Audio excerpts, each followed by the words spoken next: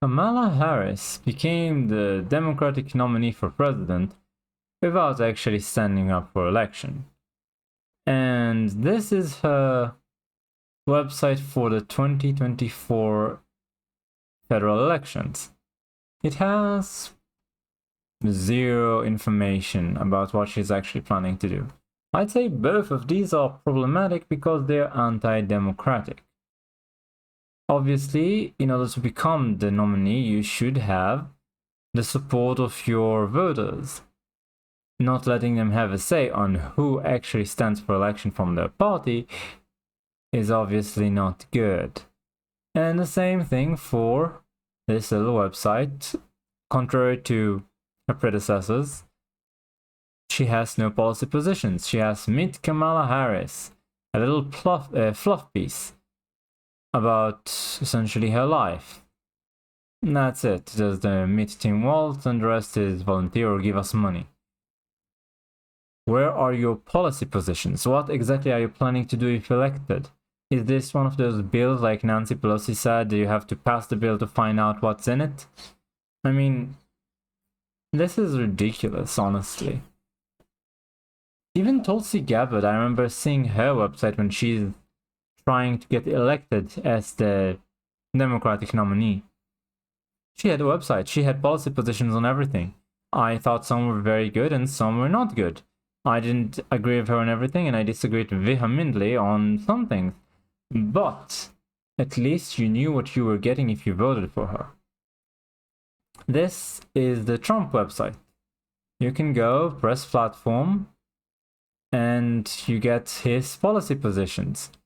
You might agree or disagree with seal the border, carry out the largest deportation operation, end inflation. Well, I think everybody would want to end inflation.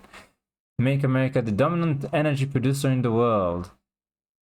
Well, he tells you what he intends to do, and this document, if you go read more, pages really 3 to 16, is all about how he's going to do it. Why and how. You might say, well, I don't think it would work. For example, unleash American energy. Right? So it says that under Trump, America was the #1 producer of oil and natural gas. And it will soon be again by lifting restrictions on American energy production and terminating the socialist Green New Deal. Essentially, he's saying I'll slash regulation, encourage investment in oil and gas. You might think that's a bad thing for the environment or that it won't work, won't achieve the goals, but at least you know what's going to happen. You have a say in your country's future only if you know what you're getting. If you are voting for a name, vote for me. I have a Democrat identity. Woohoo! A D next to my name. That's not telling you much at all. There are huge discrepancies, huge differences between one member of a certain party and the next. Remember Nikki Haley, for example, standing for election. She got almost no votes whatsoever with the Republican Party. If you just got a nominee with no positions whatsoever, would you be able to tell, assuming you're not very into politics, you're not constantly watching the news and reading articles and figuring out, I think a majority, or at least a large segment of the population, wouldn't be able to know if they couldn't just read, okay, this is what is being promised to me. If you're into politics, you know who Kamala Harris is, you know who Joe Biden is, you know what their administration's done, and you can make an informed decision. But for a lot of people, it's just going to be, well, the Democrats, just vote for that. If they knew exactly what she's planning to do, they may not have voted for her. Because if she thought that giving this information to the public would help her, then she would do so. There's no way that the entire campaign staff of the Democratic Party of the United States is so stupid that they don't understand basic politics. Obviously, this is a calculated move in order to increase the chances of being elected. If she doesn't give specifics, she can appeal to a wider audience. That's, I suppose, the idea behind it. But also, presumably, the things they want to do, what they plan to do, would not sit well with some of the supporters. So, better hide it until after the election. And this is not special to this election in the United States either. We're seeing a certain subversion of the spirit of democracy, in my opinion. That, well, people who are on the populist side of things, not necessarily the right wing, because I think today we lump the populist left with the populist right together and call it far right. Really, it's the establishment versus everybody else in politics today. But the populist side of politics is not being represented politically nearly as much as it should be, as it honestly deserves to be. And this is what I mean by it. This is the results of the UK election. The Labour Party, with 33.8% of the vote, 412 seats. The Conservatives, 23.7% of the vote, 121 seats. There is less than 50% difference between the Conservatives. If you add 50%, you'd reach 35 or so percent, right, of the votes. But on the other hand, you can triple the Conservative seat count from 121 to 363, and it's still way less than the Labour's 412. And Reform UK, 14.3% of the vote, 5 seats. Just so you understand, the Democrat Unionist Party, 0.6% of the vote, 5 seats. The Greens, 6.8%, they are also underrepresented, they have 4 seats. The Plaid, I can't read that, whatever it is, 0.7% of the votes, 4 seats. 0.3% for the Social Democratic and Labour Party, 2 seats. Just, it's obvious that for 14.3% of the vote, 5 seats is ridiculous. And if you combined the Conservative and the Reform UK, they together have 38% of the vote and 126 seats. Triple that, you still don't reach Labour, despite the fact that 38% is more than the 33.8% that Labour has.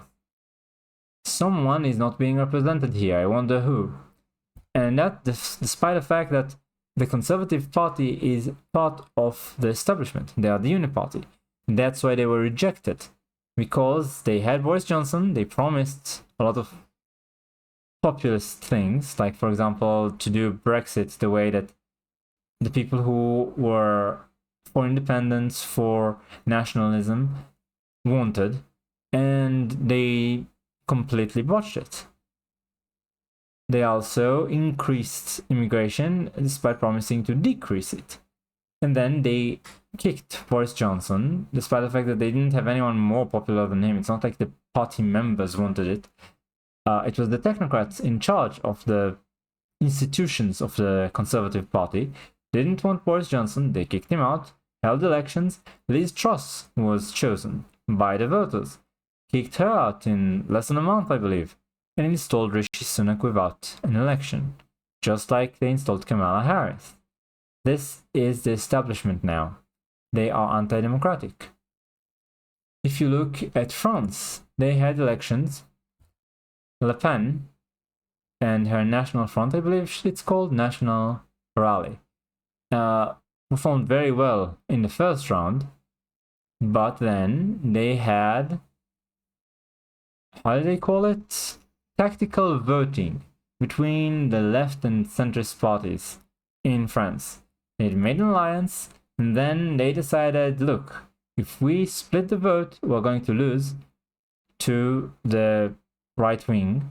So let's only have one candidate between us for every seat.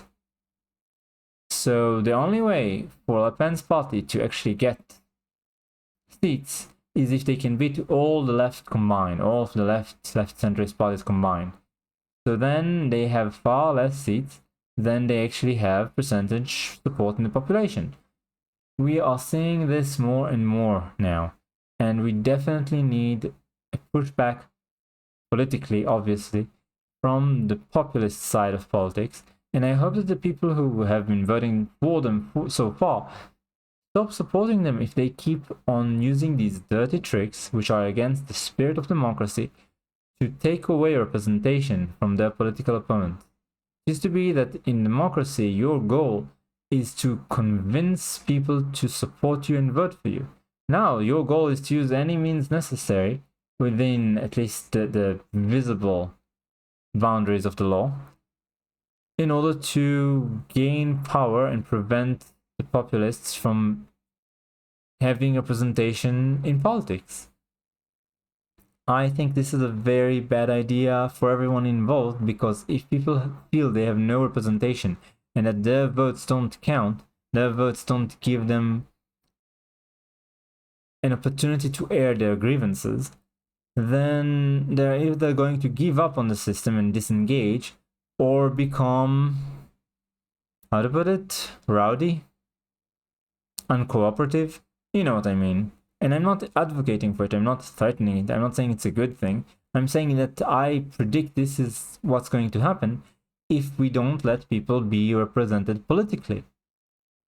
How is it that the right can have a third, here it is, less than a third of what the left has for the same or less votes in terms of representation? This is, and it's the same in France, not perhaps to the same degree, but it is the same phenomenon.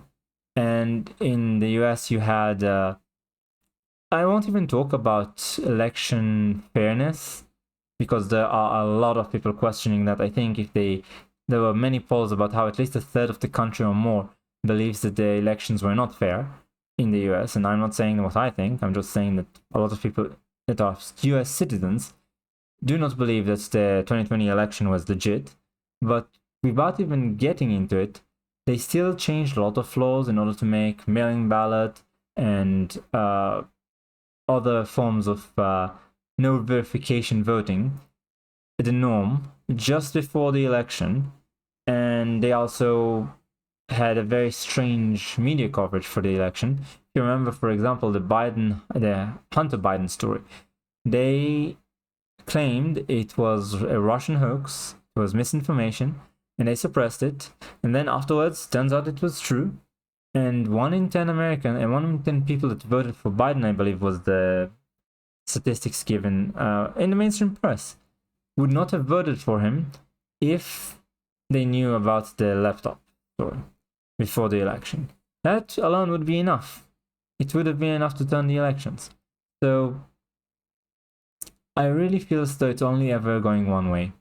And I definitely hope that people on the populist side of things, what we now call right or far right by the media, will become more involved in politics and become more argumentative, let's say, because this is not going to work long term. I'm also very concerned about the short term effect the policies of the people that are being elected without actually having popular support, what they're going to do. Look at Keir Starmer in the UK right now. He treats a large swath of his population as enemies over things that the people that he supports are not even prosecuted at all. They're not prosecuted for it all. And I think this is what happens when you have a prime minister or a president that is not dependent on popular support for his political power. He's dependent on the powers that be, on the media, on the, let's say, academics and the large corporations and the very rich and powerful international elite. They are the source of his power. They are the source of his support. Perhaps you could also say illegal immigrants. And the indigenous people of the UK are an afterthought for him, or worse, they're enemies. And he treats them as such. I can tell you that in my home country of Israel, we last election had a prime minister that had 5 seats to his party out of 120 in our parliament. That's the minimum to get into parliament. And he was prime minister. And he definitely did not do what he promised his voters he'd do. Definitely did not treat the citizens in a way that I would consider moral. And he voted himself and his cabinet emergency powers due to COVID that I don't think should have ever been accepted. I think officials that do not depend on public support are a danger to the fabric of the nation, to the people, and to democracy. It's funny to use these words because a danger to democracy is something the left keeps on harping on. But I think it's true. I think it's true. Anyway, what do you think? And if you have any advice, I would love to hear it. I'm just starting out on YouTube. Like, comment, and such, and I will see you next time. Take care.